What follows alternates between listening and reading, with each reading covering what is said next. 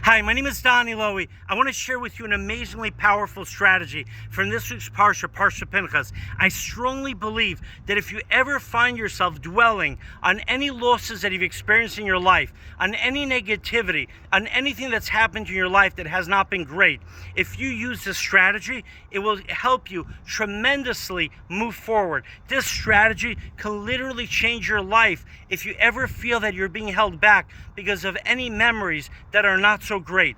I'm going to share with you two psukim, two verses from this week's Parshas Pinchos, and you're going to see how the message that God is giving you could change your life for the better, and it could change the life of anyone that you know for the better.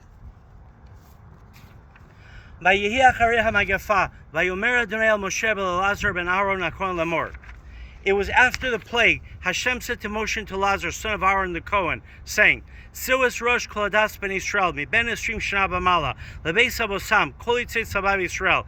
Take a census of the entire assembly of the children of Israel, from 20 years of age and up, according to their father's house, all who go out to the army in Israel. So you and I know that God knows exactly how many people died in that plague.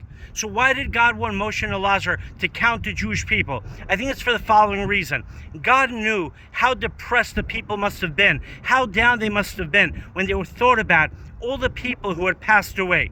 And God knew that the way for you and for me forward in life is not to dwell on all the people who have passed away, not to dwell on the suffering of life, not to dwell on the mistakes of the past, not to dwell on bad experiences that we might have gone through, but the way forward is to focus on what we do have that is good in our lives, to count the brachas, the blessings that you and I have.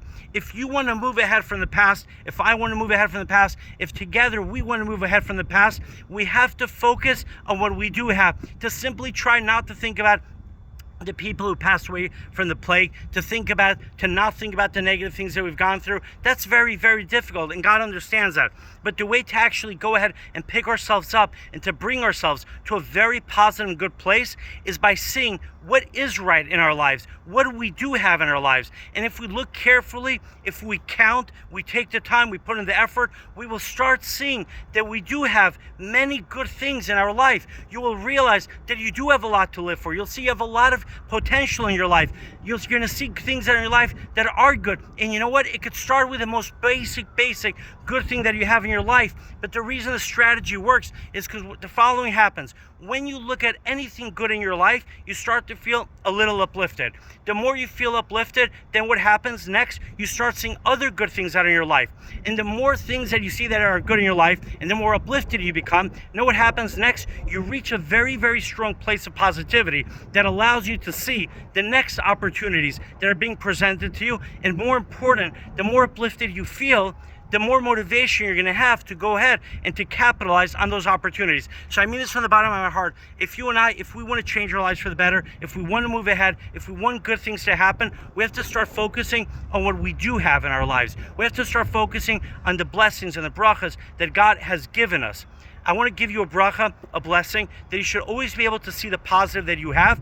And by seeing the positive that you have, that you should have the opportunity to go ahead and to move forward in life and to recognize all the good things that God is giving you.